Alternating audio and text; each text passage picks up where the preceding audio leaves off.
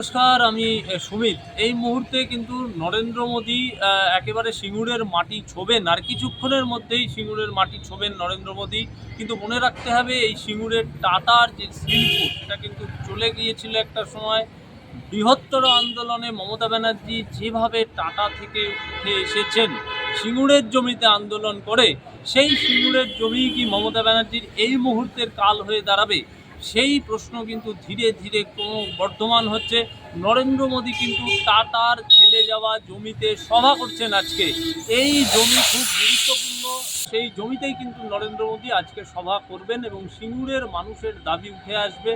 নরেন্দ্র মোদী কিন্তু বদ্ধপরিকর, একথায় বদ্ধপরিকর যে এই বাংলায় বিজেপি ক্ষমতায় এলে কিন্তু শিল্প আসবে এবং টাটাকে প্রতিস্থাপন করার চেষ্টা তিনি করবেন। কিন্তু এখন প্রশ্ন হচ্ছে, বাংলায় বিজেপি ক্ষমতায় কি আসবে? এক, দ্বিতীয় কথা, ক্ষমতায় এলে শিল্পায়নের উপরে কি জোর দেবে? মনে থাকবে এই গল্পটা শুরু হয়েছিল এই টাটাকে কেন্দ্র করে, যে টাটা শিল্পের জমি না পেয়ে সোজা চলে যায় গুজরাটের সানন্দে।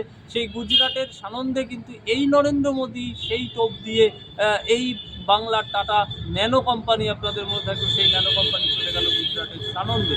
সেই নরেন্দ্র মোদী আজকে যখন সিঙ্গুরের ফেলে যাওয়া জমিতে সভা করছেন, একটা বিরাট ইতিহাস কিন্তু উঠে আসবে।